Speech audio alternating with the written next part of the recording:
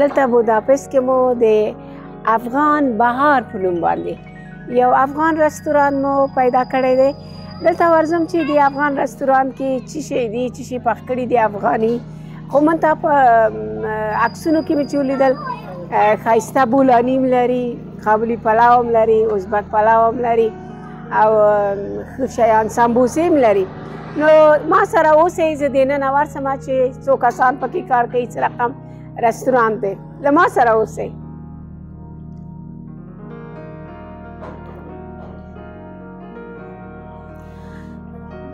دغه د رستوران ته راننوتلو، دا داسې وړوکی رستوران دی. تاسې ګورئ دلته درې ډوله پلاوونه دي، لکه همدارنګه ښایسته شوله ده، نخود دي، بولاني هم لکه یو دوه درې څلور ډوله بولاني دي پکې، همدارنګه کوفته ده مزهداره، د پسه د غوښې کوفته ښکاري، همدارنګه دې خواته سمبوسې دي او د سمبوسې تر څنګ دلته جلبي هم لري. نو حتما د جلبي سره به دوی چای هم لري. دغه د زه رستوران کې دننه یم او دلته خپله د رستوران مالک نه ښکارېږي، خو د وړاندې ورځم ګورم چې دلته یو کس کار کوي. سلام علیکم. سلام علیکم. تاسو ګورم چې هغه کوي درګرد څه شي پخوئ، سمبوسې دي. دا د چرګ د غوښې سمبوسې دي. اول خو ستړی نه شئ، ډېره مننه چې ما سره د مصاحبې لپاره تاسو تیار شویاست. دا راته ووایئ چې څومره وخت کېږي تاسو خپل ځان په معرفي کې کوئ، څه نومېږئ، د افغانستان کې د کوم ځای؟ ډېره مننه تاسې نه چې تاسې تر دې ځای پورې راورسېدلې او تاسې د مونږ پوښتنه کوئ. ډېره مننه. زه نورالله تلاش نومېږم او د کابل ولایت د باغرمۍ د ولسوالۍ اوسېدونکی یم او فلحال اوس په بوداپست کې ژوند کوم. څو کاله کېږي چې د وطنه مسافر یې؟ د ما تقریبا 12 کاله کېږي چې زه مسافر شوی یم او 11 کاله مې په دې بوداپست کې کېږي چې دلته اوسېږم. کورنۍ دې هم در سره ده؟ ما سره ټوله کورنۍ هم دلته ده، همدې کې یو ځای ژوند کوم. په افغانستان کې تاسو ویلئ چې تاسو د کابل راغلئ اروپا ته، ماشومان هم در سره دي، نو دلته تاسو دغه یو ښه رستورانه کې لرئ ماشاءالله. په افغانستان کې هم څه کار کوو او هلته مو څه وظیفه درلودله، همدغه د رستوران کار هم کوو که نه بله وظیفه؟ مخکې د ډاکټر نجیب د حکومت کې زه سیمن صاحب وم او بیا چې کله د هغه حکومت سقوط وکړ نو بیا ټول مهاجر شول، څوک یو خوا څوک بل خوا، او د هغې جملې نه یو زه خپل هم یم چې هر چا، ځکه په اردو کې چا نه پرېښودلو، نو څوک اشپز شو، څوک رنګمال شو، څوک ګلکار شو، هر یو چا یو رشته خوښه کړه او په هغې کې کار وکړه تر یو حده ځان ورسوو. نو موږ بیا دغه د اشپزۍ او دغه د رستوراندارۍ پیشه مخته کړله او تر اوسه په هغې کې اخته یو. ماشاءالله. څنګه یې له افغانستان نه چې راغللې هلته ژوند څنګه، څه شي دې وبایلل او څه شي دې لاسته راوړل؟ ډېر ښه سوال ده. یو خو پوره وطن د لاسه ورکړ، وطن خو پاتې شو رانه، او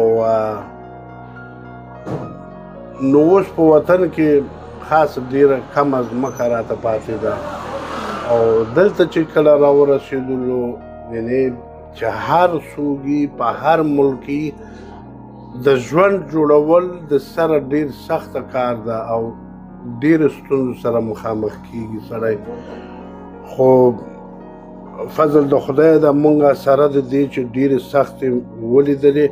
نو 4 کاله کېږي چې د ما دغه وړوکی غوندې رستوران جوړ کړی ده او په همدغې کې اوس اخته یم. اوس شکر د ژوندم بیخي ښه ده. شکر. ماشومان د څنګه رسېدلي دي حتما که نه واده؟ او شکر ده ټول غټان دي. لور مې واده شوې ده خو لا زامنو ته مې ودونه نه دي کړي.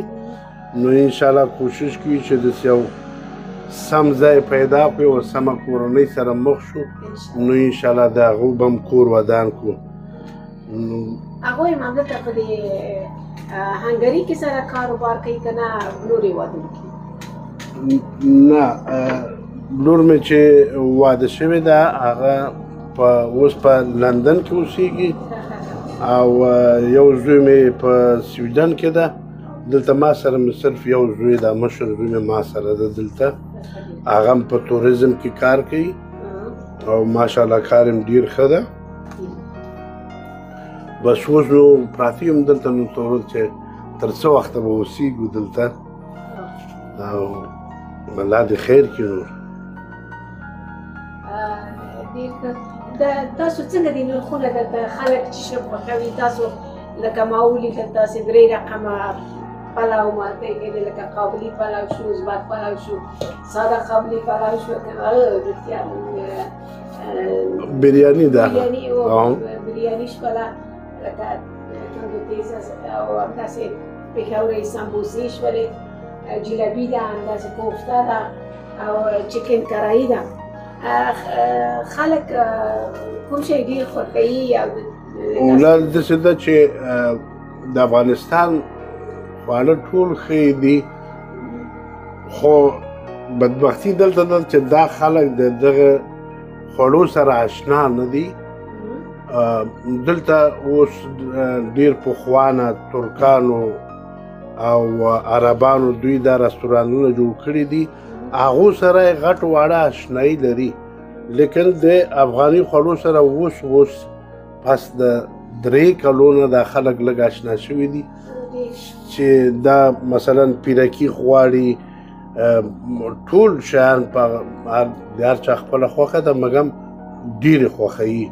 اوس بعضې خلک دي په دې کوڅه کې وایي هلته خلک راځي مازدیګري ډله بیا بعضې وایي په نفسي نهاز اودسا کې یعنې دا سړک نوم اخلي چې بیسټ ډوډۍ چې ده یعنې ښه ډوډۍ چې ده په دې ځای کې ده. هو نو ډېر خلک اوس اشنا شوي دي د مونږ خوړو سره.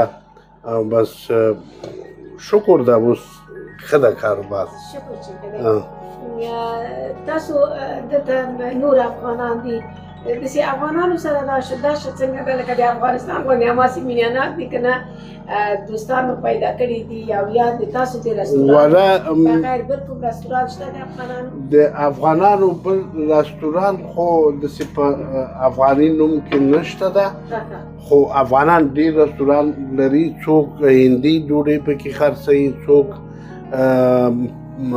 عربي و څوک ترکي. خو افغاني ډوډۍ کم خرڅوي.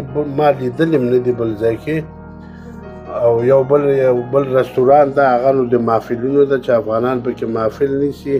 نور نه پوهېږم چې د هغې کې د ورځې څه خرڅېږي او څه پخېږي خو په محفلونو کې بیا د افغاني خواړه تیاروي.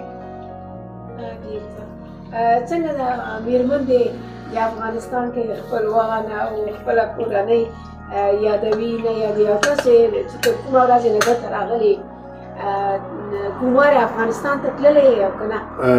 نه، زه چې کله د افغانستان نه راغلی یم د اروپا نه هم نه یم وتلی.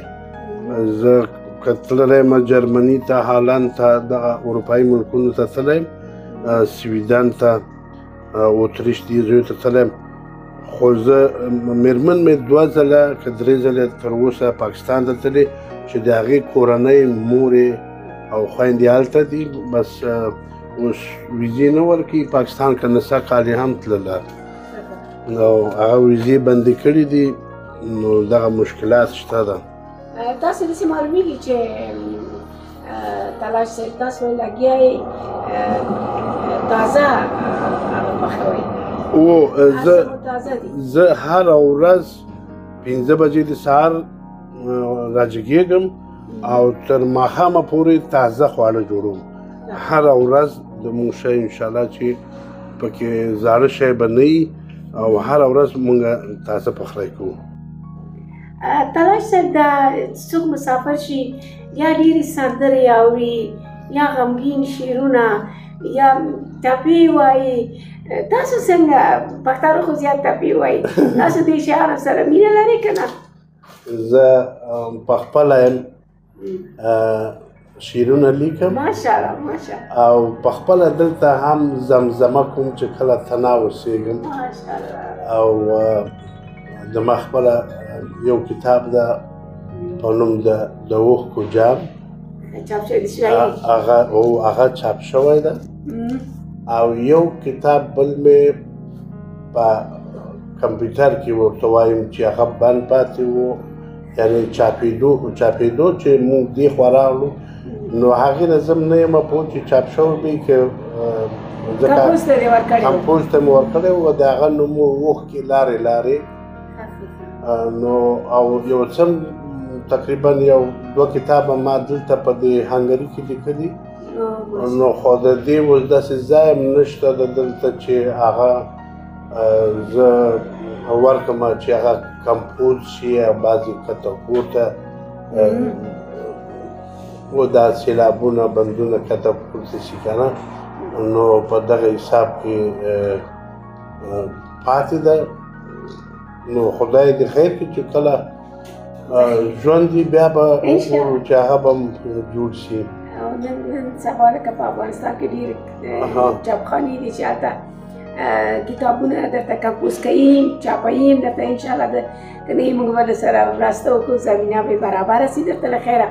که داسې زه راغلمه تصادف او تاسو سره به کتابچه هم نه وي، که داسې مهرباني وکړې د لیدونکو ته یو 2 بیت بند هم که د کوم شعر درته یاد وي راته ولیکئ، زمزمه یې کړئ.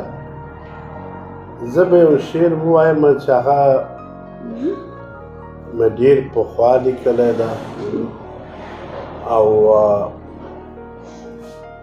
په هغه وخت کې زه په شعرونه زه ډېر د وخته نه لیکم، خو په دغه سیلابونو په دغه شیانو زه نه پوهېدم رښتیا خبرې. نو کله چې پېښور کې ما دا شعرونه لیکل نو په نوم د نظیر قریشي یو ځوان هلک و، شاعر و، نو هغه ما ته استاد ویلي، هغه په یو حساب کې د ما شاګرد و، خو په شاعرۍ کې هغه د ما استاد ده. ماشاءالله. او چې هغه ما ته وویل وایي دا شعر لیکل سیلابونه لري. زه په دغه شیانو کې زه نظیر قریشي اشنا کړم، که نه شعرونه ما د ډېر د پخوا نه شاید نظیر قریشي به شاید پیدا و یا به نه و، خو ما لیکل خو په دې سیلابونو کې شیان نه پیدا هم نه چا ما سره کومک کړی و. بالکل مشکله نه و، خو بیا زه د هغې سره اشنا کړم او ډېرې لارې را وښودلې.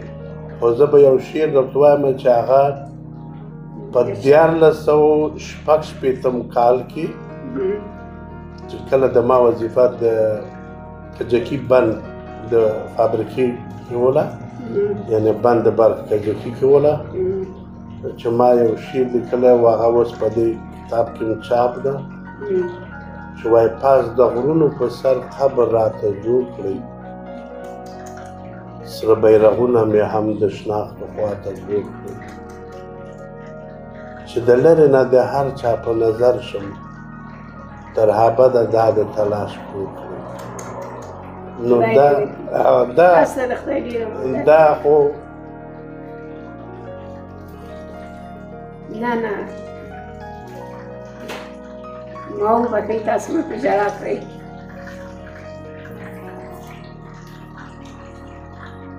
ما وبخښئ رښتیا. نه هیله کوم د منګه مسافري د ټول زړه داسې نری کړی دی، ټول افغانان همداسې مسافر دي. وطن سره دومره مینه ده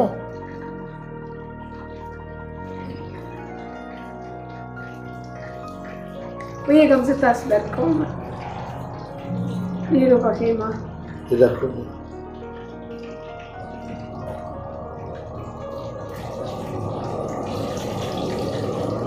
چې تاسې هر که دومره قیمتي ده چې د دې جبران ډېر خلک نشي کولی تاسو ته د خدای اجر درکړي وطن د خدای آباد کړي چې بل ته خوشحاله ستون سي لاړ شي وطن وګورئ لکه زموږ داسې غمي خلک دغه د دلته په دې اروپایي هېوادونو کې دي هوښی دی دا یوه څپه ده په موږ ټولو راغلې ده بس اوس به موږ دې پسې نه ګرځو چې تنظیم ده او حزب ده او دا ده او هغه ده اوس موږ باید د هغه چا پشتیوان شو چې هغه په حقیقت کې وطن ته خدمت کوي ځکه موږ نه اوس تېره ده بالکل اوس په موږ نه کېږي خو باید د هغه چا پشتیبان شو چې هغه په رښتیا سره وطن سره مینه لري او وطن جوړوي هغه یو متل ده وایي زه مڼه غواړم که دې ولي او که دې مڼې دې ونه مونږ وطن جوړول د مونږ وطن آبادېدل د مونږ د بدبختي ورکېدل د مونږ کونډې رنډې دا یتیمان سنبالول دا کسانو پشتیبان شو چې د بدبختۍ نه هم خلاص کړي وطن هم آباد شي مونږ په وطن کې هر څه لرو یعنی د هیڅ چا احتیاج نه یو هر څه لرو خو په موږ خلکو کړي همسایهګانو کړي چې داسې بدبخته اوسېږو او هغوی خپلې ګټې په موږ وکړي نو خدای پاک دې داسې یو نظام راولي چې هغه په حقیقت سره وطن ته خلکو ته یتیمانو ته دوی ته خدمت وکړي ما چې دغه کوم شعر لیکلی و په هغه وخت کې جنګ و مرمۍ راورېدلې چې ما ته دا شعر راغی او زه په ډېر یو جګه خوله کې ومه چې په هغه ځای کې په نوم د کوی پروجیکټور ورته ویلې او توپونه دا د دافعه توپونه مو ول او پروجیکټور هم هلته ایښی و نو دغه شعر ما هغه وخت کې ځکه هغه مینه هغه جذبه بیرته ماته یاده شوله چې اوښکې مې راغلې خدای پاک دې وطن آباد کړي او زموږ افغانان چې هر چېرته دي خدای دې د ټولو د تاسو په شمول سره د ټولو ارمان تاسو ډېر ښایسته ماشومان لوی کړي دي ښه قدرونه دي ښه تعلیم یې کړی دی چې دوی لاړ شي وطن آباد کړي او تاسو خوشحاله ورته وګورئ انشاءالله موږ تاسو ټول لاړ شو په خیر سره انشاءالله او ډېره بیا هم درنه ډېره بښنه غواړم چې تاسو مې وژړولی بس درد چې راشي نو خامخا به سړی ژاړي خلک به د تاسو د دې درد ډېر قدر کوي او ډېره مننه چې راسره حاضر شولې خبرې د تاسې نه هم ډېره مننه چې تاسې تر دې ځای پورې راغلی او موږ هم پیدا کړلو او دلته مې یو څو شېبې سره خبرې کړو ډېره مننه کور هم آباد ژوندي اوسئ خدای دې تاسې مې ژوندي لري ډېره مننه په عزت کې اوسئ ډېره مننه